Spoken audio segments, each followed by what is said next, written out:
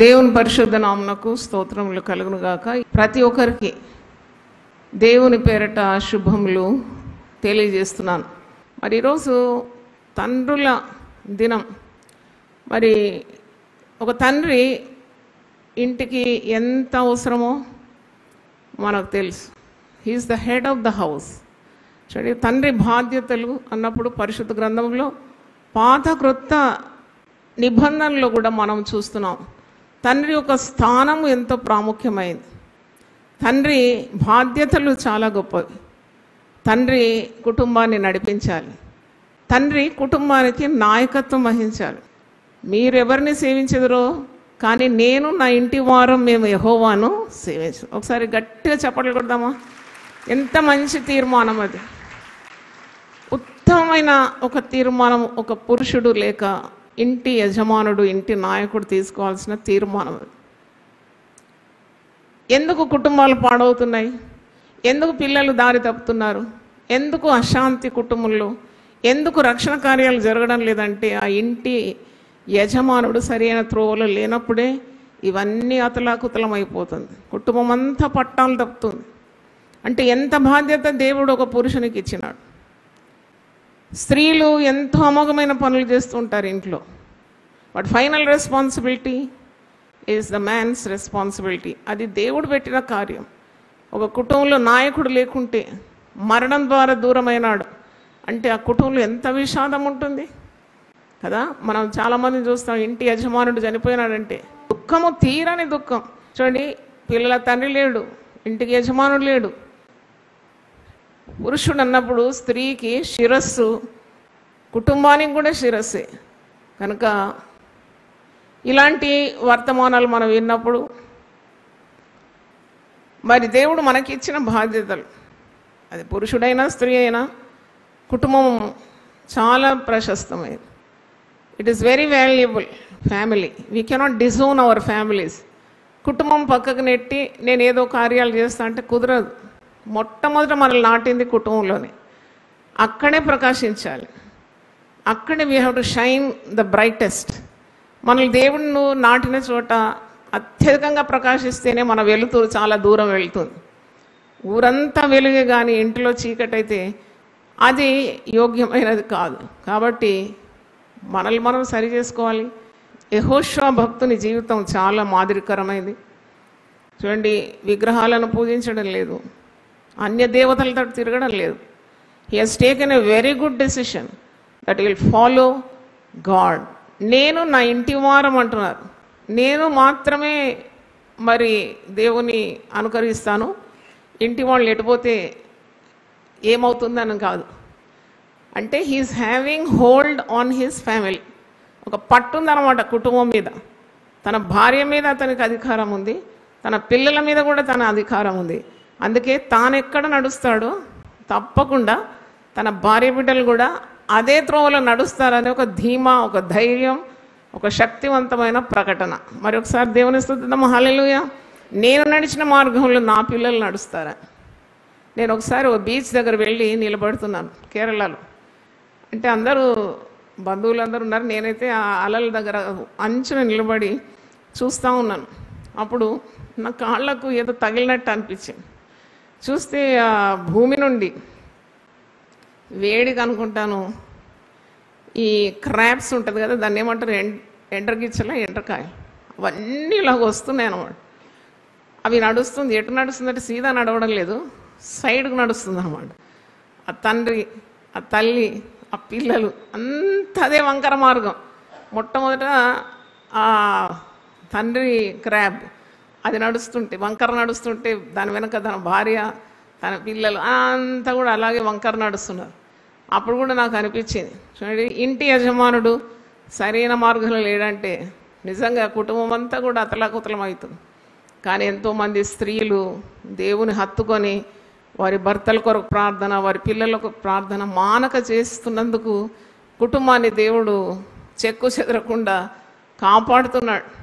అయినా బాధ్యత రహితంగా ఏ పురుషుడు కూడా ప్రవర్తించకూడదని మరి దేవుని దాసురాలుగా మీకు నా విజ్ఞాపన.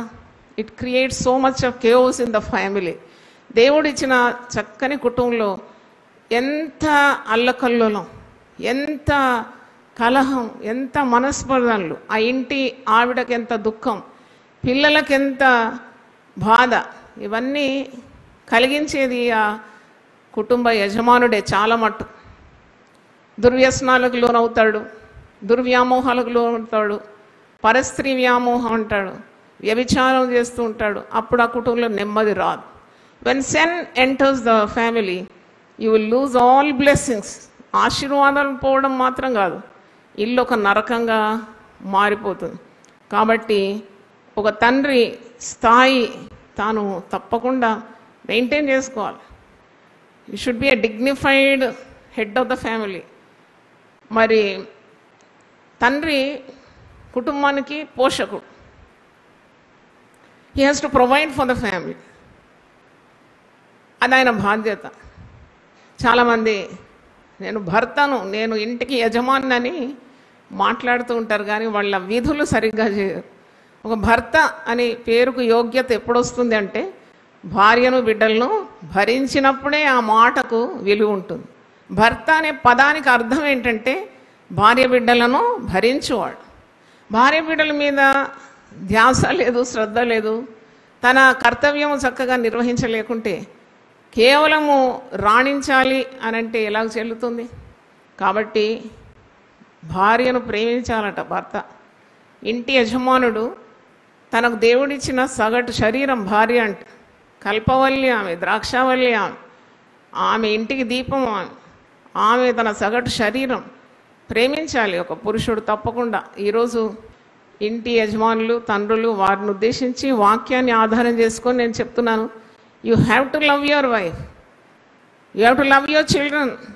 కొంతమంది స్వార్థపరులైన తండ్రులు ఉంటారు, వాళ్ళ సుఖం వాళ్ళ క్షేమమే చూస్తారు, పిల్లల భవిష్యత్తు గురించి ఇంకిత శ్రద్ధ కూడా లేకుండా ఉంటారు. ఎప్పుడు దొరికింది అప్పుడే తినేసి పారేస్తారు. అలా కాదు. ఒక నిజమైన తండ్రి, ప్రేమగల తండ్రి తన కుటుంబాన్ని క్రమశిక్షణలో నడిపిస్తాడు, తన కుటుంబాన్ని దేవుని మార్గంలో నడిపిస్తాడు, తన కుటుంబాన్ని తాను నడిచిన పవిత్రమైన మార్గంలో తన పిల్లలు కూడా నడవాలని ఆశపడతాడు. తన కుటుంబం కొరకు ప్రార్థన చేస్తాడు, తన కుటుంబం కొరకు దేవుని మీద ఆధారపడతాడు. తన కుటుంబంలో అవాంఛనీయమైన సంఘటనలు ఏది కూడా జరగకుండా జాగ్రత్త పడతాడు, ప్రార్థనాపరుడుగా ఉంటాడు, తన కుటుంబాన్ని పోషిస్తాడు, తన కుటుంబాన్ని కాపాడుకుంటాడు. That's another responsibility of a father is protecting his wife and children. అది కూడా ఒక పురుషుని బాధ్యతనే, తన భార్య బిడ్డలను కాపాడుకోవడం. అవును, తన పురుషుడు మరి భార్య ప్రవర్తన, పిల్లల ప్రవర్తన మీద అతని శ్రద్ధ ఉండాలి. లేకుంటే ఇంట్లో మరి చాలా భయంకరమైన పరిస్థితులు చేకూరుతాయి. భార్య కూడా తన భర్తకు అనుగుణంగా ఉండి పవిత్రమైన మార్గంలో ఉండాలి. కొందరి కుటుంబాలు చూసినప్పుడు భర్త దైవజనుడే కానీ భార్య ప్రవర్తన ఏమాత్రం బాగలేదు, లోకాన్ని ప్రేమించి పాపంలో పడి ఉంటుంది. అట్టి పురుషులకు ఎంత బాధ ఉంటుంది, ఎంత బాధ ఉంటుంది అంటే మనసు విరిగిపోతుంది అన్నమాట. అటువంటి వారు జూమ్లో నాకు ఎదురై ప్రార్థన కోరినారమ్మా, నేను ఎంత కష్టపడినాను, ఎంత శ్రమ పడుతున్నాను కుటుంబం కొరకు, నా భార్య అస్సలు నా మాట వినడం లేదు, ఆమె తనకు ఇష్టం వచ్చిన త్రోవకు వెళ్తుంది. భార్యలు కూడా గమనించాలి. You have to obey your husband. మీ భర్తకు లోబడే ఉండాలి, మరి పిల్లలను ప్రేమించాలి, కుటుంబం కొరకు ప్రయాసపడాలి. అది దేవునికి చాలా ఇష్టం. దేవుని ఘనపరుస్తున్నాము. Every time we are running our family according to the will of God, definitely we are obeying God, and those who honour God will be honoured. అందుకే ఆ గొప్ప వాగ్దానం ఉంది, నన్ను ఘనపరచు వారిని నేను కూడా ఘనపరచు. God will honour your family. కాబట్టి కుటుంబము దేవుని నుండే వచ్చింది, దేవుడు పెట్టిన వ్యవస్థ. దీన్ని మనము చాలా భద్రంగా దేవుని వాక్యానికి విరోధమైన కార్యాలు ఏమున్నా వదిలిపెట్టి దేవుని నీతిని మనం అనుసరించాలి. తండ్రులు పిల్లలను కోపమునకు రేపొద్దని ఎఫెసీ పత్రిక 6వ అధ్యాయంలో do not provoke your children to anger. చూడండి, పిల్లలతో ఇలా వ్యవహరించాలి అది తెలిసి ఉండాలి. భార్యతో ఎలా వ్యవహరించాలి తెలిసి ఉండాలి. భార్యను నీ సొంత శరీరం వల్ల ప్రేమించాలి. చాలామంది పురుషులు కొడతారు, కొట్టడానికి వీలు కాదు. How can you beat your wife? Even talking cruelly is punishable. మీరు బాగా లా తెలుసుకుంటే ఒక కఠినమైన మాట భార్యతో మాట్లాడడం కూడా శిక్షారమే. మరి ఇంకా కొట్టడం కూడా చాలా శిక్షారమే కదా. అంటే ఈ పురుషునికి కోపం అంతా కూడా దులపడానికి ఒక స్థలము, ఇల్లు కాదు. ఇల్లు అనేది దేవుడిచ్చిన మరి గొప్ప దీవెన కదా. ఎంతమంది ఇల్లు వాకిలు లేకుండా దేశదిమ్మర్లే తిరుగుతున్నారు. నీకో భార్య, నీకు పిల్లలు, నీ కుటుంబం దేవుడు ఇచ్చినప్పుడు అది దైవాశీర్వాదమే. ఇచ్చిన వాటిని కాపాడుకోవాలి, ప్రేమించాలి. నీ వంతు, నీ బాధ్యత నిర్వహించాలి. భార్యను ఎప్పుడు కొట్టొద్దని నేను ఒక ఆత్మీయ తల్లిగా, మరి సంఘ కాపరిగా, ఒక దైవజనరాలుగా మీకు చెప్తున్నాను. What is the pleasure you derive out of beating your husband? చాలామంది పాస్టర్లు కూడా కొడతారంట భార్యలు. అయితే అలాగూ కొడితే మనసు పాడైపోతుంది, ఏదైనా అతుకుతుందంట. కానీ గుండె చెక్క ముక్కలైతే తిరిగి అది అతకడం చాలా కష్టం అంట.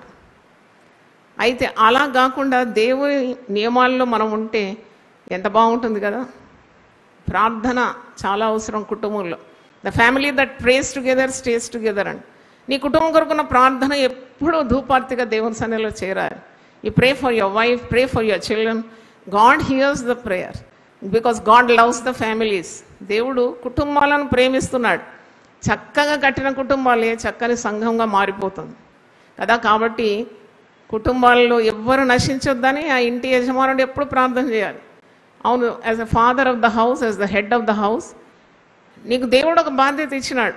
నీకు ఇచ్చిన పిల్లల్లో ఎవ్వరు నశించడం దేవుని చిత్తము కాదు. అందరూ రక్షణ పొందాలని ప్రార్థించాలి. ఇప్పుడు యెహోషువ భక్తుడు అంటున్నాడు, నేను నా ఇంటి వారము మేము ఎవరిని సేవిస్తాము? యెహోవాను సేవిస్తాం. అంత మంచి మాట అండి. కాబట్టి అలాంటి మంచి ఉదాహరణలు పరిశుద్ధ గ్రంథంలో మరి ఉన్నవి, మనం చదివి తెలుసుకోవాలి.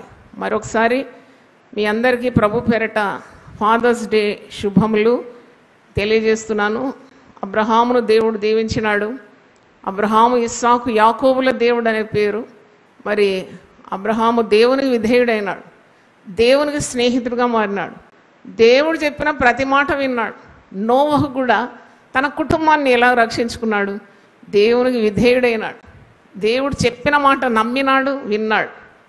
చూడండి, ఆనాడు వర్షం అంటే ఎట్లుంటుందో తెలియదు అంటే ఎవరికి. వర్షం పడలేదు భూమి మీద.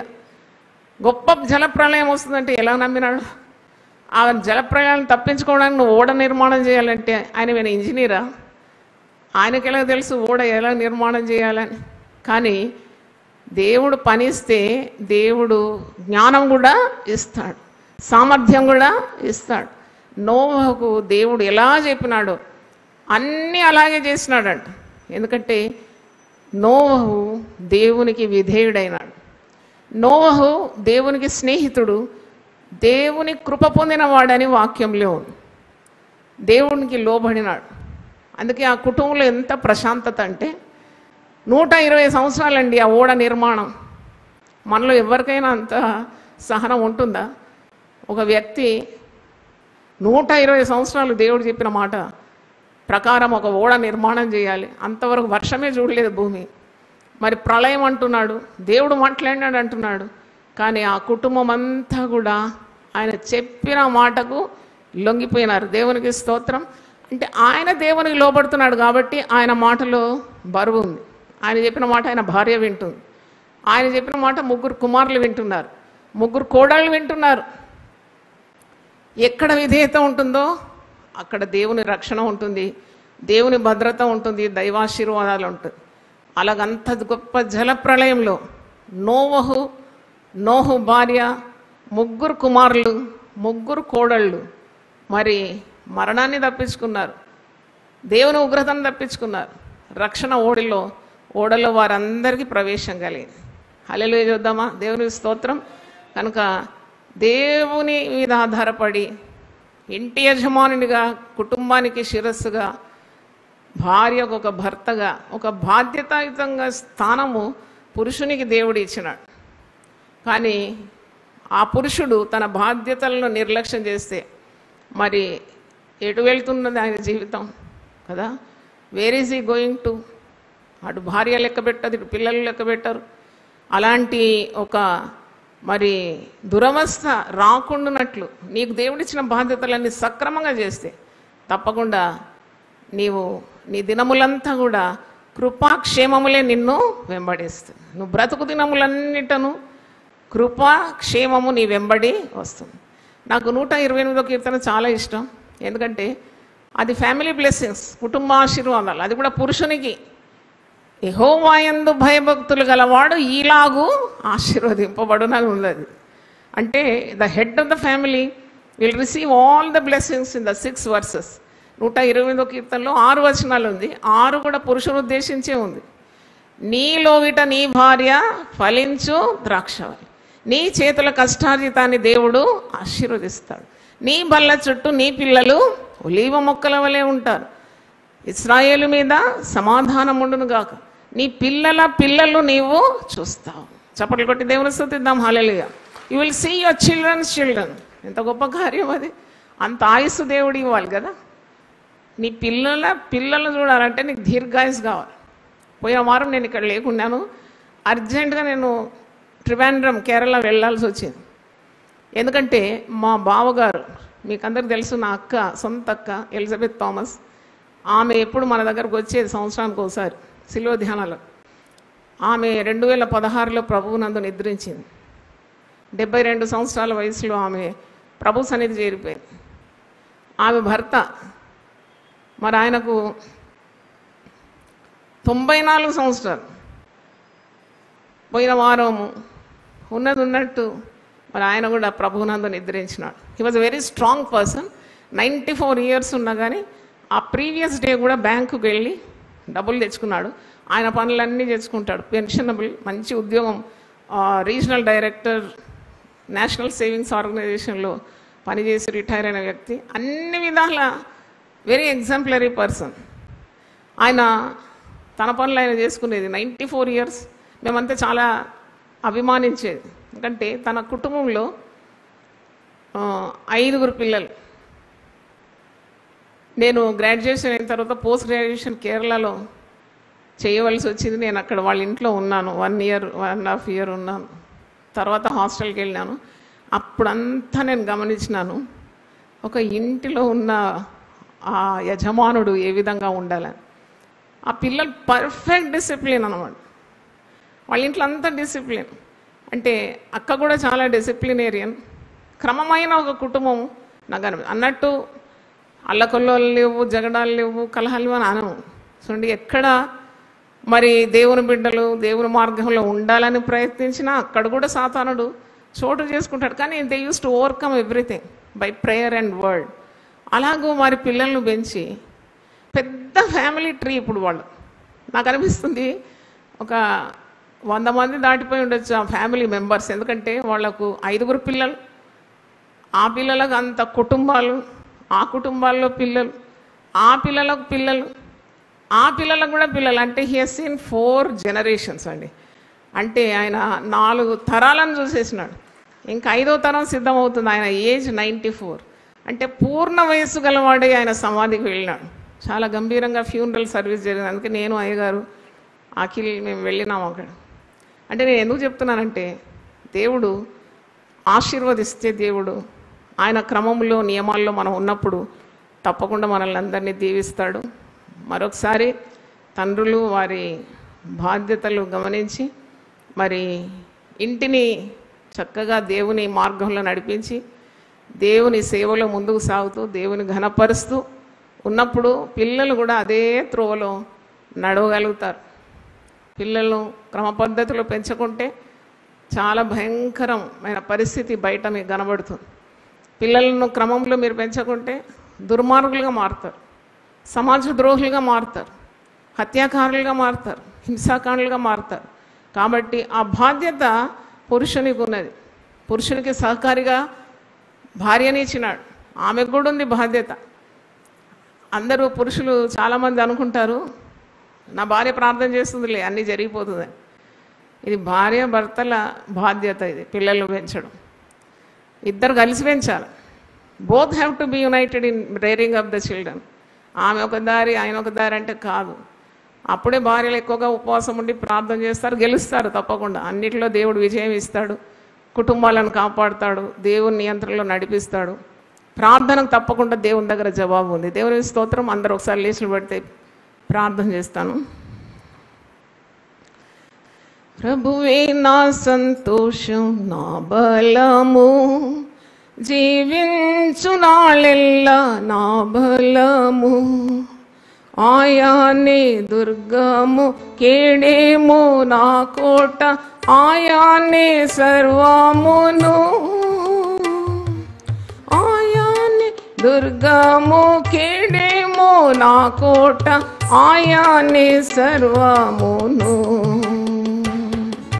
బలహీనుడనని నేను తలచిన నాడు, ఆనాడు ఆ ప్రభువు నాతో పలికే.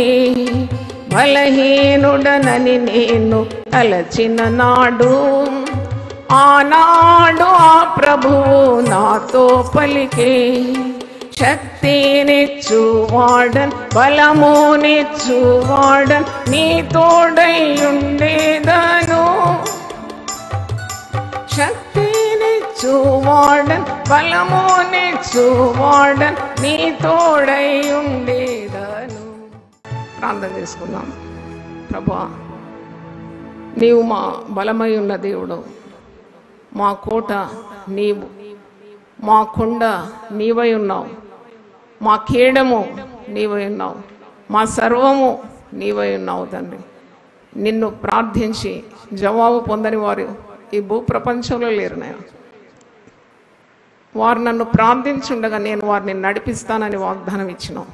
నిస్సహాయ స్థితిలో, బలహీన దశలో, యోగ్యత లేని వారిమై నీకు మొరపెట్టినప్పుడు ప్రార్థన ద్వారా సమస్తము సాధ్యమని తండ్రి మేము గమనిస్తున్నాం. యెహోవా ఉత్తముడని రుచి చూచి తెలుసుకోమన్నావు తండ్రి. ఆయనను ఆశ్రయించు వారందరూ ధన్యులు. అవును తండ్రి, ఒక తండ్రికి ఇచ్చిన బాధ్యత ఎంతో గొప్పది. ఒక కుటుంబం నడిపించే బాధ్యత ఇచ్చినావు. ఆ కుటుంబానికి శిరస్సుగా ఉంచినావు, ఆ భార్యకు తలగా ఉంచినావు, పిల్లలకు ప్రభువా నీవు తండ్రిగా ఉంచినావు, ఆ ఇంటికి యజమానిగా ఉంచినావు. ఎన్నెన్ని స్థాయిలున్నాయి. వాటన్నిటికీ న్యాయం చేయడానికి దేవుని యందు భయభక్తులు కలిగి వాక్యాన్ని ఆధారం చేసుకొని చక్కగా వారి కుటుంబాలను నడిపించడానికి మరి ఒకసారి ఒక గొప్ప తీర్మానం వారికి దయచేయమని ప్రార్థిస్తున్నాను. ఎంతోమంది తండ్రులు దారి తప్పడం ద్వారా తండ్రి వారు తప్పిపోయిన తండ్రులైపోయినారు. తప్పిపోయిన కుమారుని గురించి మేము వాక్యంలో చూస్తున్నాం. తప్పిపోయిన తండ్రులు కూడా ఉన్నారు, దారి తప్పి కుటుంబాలన్నీ భ్రష్టు పట్టిపోయి తండ్రి ఆత్మహత్యలు, హత్యలు, ప్రభువా భయంకరమైన పరిణామాల కుటుంబము, మరి పతనమైన పరిస్థితులు ఎన్నో చూస్తున్నాం. నీవిచ్చిన ఆ యొక్క చక్కని స్థాయిని అద్భుతంగా నడిపించడానికి పరిశుద్ధాత్మ శక్తి ప్రతి తండ్రికి మీరు దయచేయమని ప్రార్థిస్తున్నాను. భార్యను ప్రేమించడానికి, పిల్లలను ప్రేమించడానికి, వారి దేవుని మార్గంలో నడిపించడానికి, సాతాను శక్తులను ప్రభువా ఓడించడానికి, ప్రార్థనా బలం మీద ఆధారపడడానికి, పవిత్రమైన జీవితం దయచేయడానికి. పాపము కుటుంబంలో ప్రవేశిస్తే తప్పకుండా కుటుంబం పతనం అయిపోతుంది. నీ గుడారంలో పాపం ఉండకూడదని వాక్యం మేము చూస్తున్నాం. అలాంటి పాపపు ఇచ్చల నుండి కూడా విడిపించమని ప్రార్థిస్తున్నాం. దేవుడిచ్చిన బాధ్యతలు సక్రమంగా చేయడానికి ప్రతి తండ్రికి మీరు కృపను దయచేయండి. అలాగే తల్లి కొరకు కూడా మేము ప్రార్థిస్తున్నాం. కుటుంబం నడిపించే యజమానికి పూర్తిగా లోబడి ప్రేమతో తన పిల్లలను, ప్రేమతో మరి లోబడే స్వభావంతో తన భర్తను కూడా మరి ఆమె లోబడుటకు సహాయం దయచేయండి. కుటుంబము తండ్రి మరి ఎంతో ప్రాముఖ్యమైనదని పరిశుద్ధ గ్రంథము సెలవిస్తుంది. నువ్వు కుటుంబాలను ఆశీర్వదించే దేవుడు, కుటుంబములను దీవించాలని ఎంతో ఇచ్చేస్తున్నావు తండ్రి. తండ్రి when prayers go up blessings come down. ప్రార్థన మీదకి వెళ్తుంది, ఆశీర్వాదాలు ప్రతి కుటుంబానికి దిగుతుందని మేము నమ్ముతున్నాం. చేరి వచ్చిన బిడ్డలందరినీ దీవించి ప్రత్యేకంగా తండ్రుల మీద నీ హస్తం ఉంచి వారిని ఆశీర్వదించి ఆయుస్సు, ఆరోగ్యం, ఆనందము, కొలతలేని అభిషేకము దయచేయమని యేసు పరిశుద్ధ నామములో అడిగి వేడుకుంటున్నాను తండ్రి. Amen amen. తండ్రి అయిన దేవుని ప్రేమ, యేసు క్రీస్తు కృప, పరిశుద్ధాత్మ సహవాసం మనందరితో సదాకాలం తోడుగా ఉండును గాక. ఆమెన్.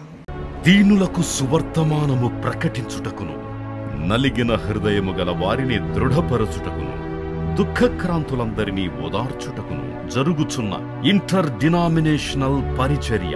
యెషయా 61:1-3. యునైటెడ్ పీపుల్స్ ఫెలోషిప్ UPF ఆదివారము ఆరాధనలు. ప్రభాత ఆరాధన ఉదయం 6 గంటల నుండి ఉదయం 9 గంటల వరకు. సాయంకాల ఆరాధన సాయంత్రం 6 గంటల నుండి రాత్రి 9 గంటల వరకు. స్థలం Osmania garden function hall, జామై Osmania railway station ఎదురుగా, అడిక్మెట్, హైదరాబాద్. అందరూ ఆహ్వానితులే.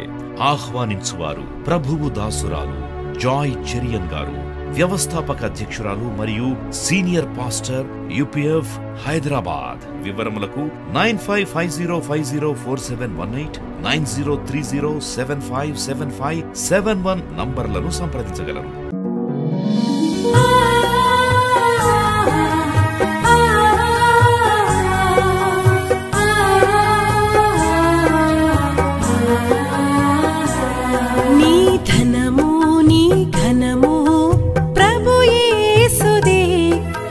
దశమా భాగమునీయ వెనుదీతువా.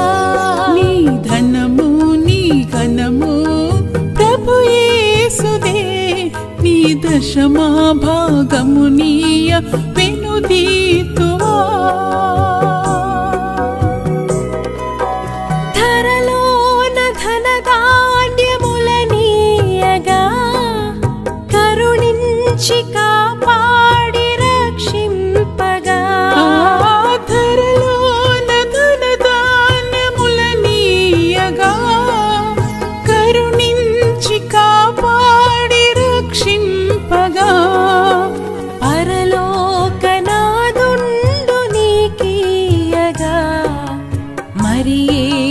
కొరకీయ వెనుదీతువా. పరలోకనాథుండు నీకీయగా మరి యేసు కొరకీయ వెనుదీతువా. నీ ధనము నీ ఘనము ప్రభు యేసుదే, నీ దశమా భాగమునీయ వెనుదీతువా.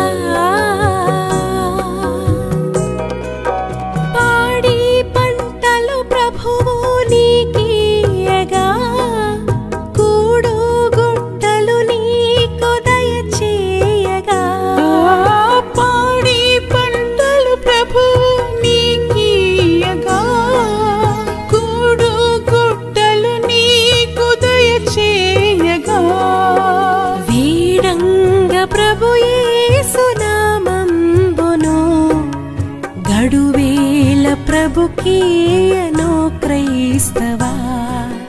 వేడంగ ప్రభు యేసు నామంబును, గడువేల ప్రభుకీయను క్రైస్తవా. నీ ధనము నీ ఘనము ప్రభు యేసుదే, నీ దశ